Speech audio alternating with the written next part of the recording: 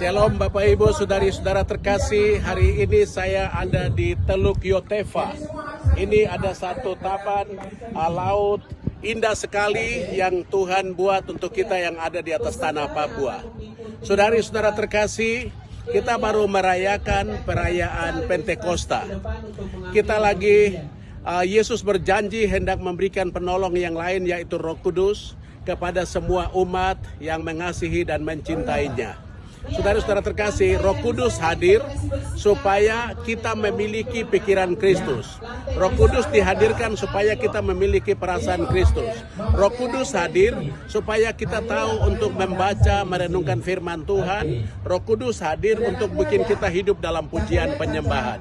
Saudara-saudara terkasih, hari-hari ini di atas tanah Papua, di Indonesia, kita dengar banyak hal yang kadang meresahkan, menggelisahkan, mencemaskan kita.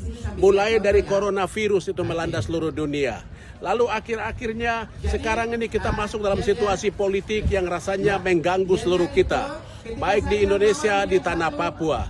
Saudara-saudaraku terkasih, ada hal yang paling penting untuk engkau dan saya. Lihat, semesta yang indah yang Tuhan buat untuk kita semua di atas tanah Papua. Siapa yang akan menikmati hal ini? Kalau kita hanya sibuk untuk saling adu domba, saling merusakkan satu dengan yang lain. Lalu yang indah Tuhan buat ini untuk siapa?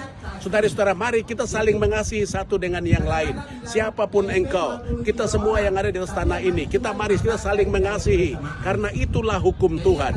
Hukum yang kedua, yang sama dengan hukum pertama ialah kasihilah sesamamu manusia seperti dirimu sendiri. Kalau kita saling mengasihi, siapapun engkau, agama Katolik, agama Protestan, Islam, Hindu, Buddha, kalau kita saling mengasihi, kita akan mengelola semesta yang Tuhan beri sama kita ini.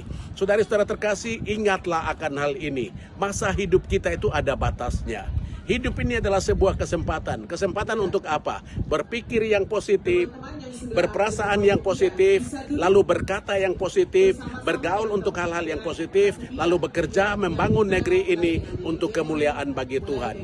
Saya dari Papua sampaikan pesan untuk semua kita yang ada di tanah Papua, baik yang di pesisir, di gunung-gunung, di mana saja. Mari kita ciptakan tanah Papua menjadi tanah damai. Kalau ada persoalan, mari kita bicara. Tidak usah dengan cara-cara kekerasan.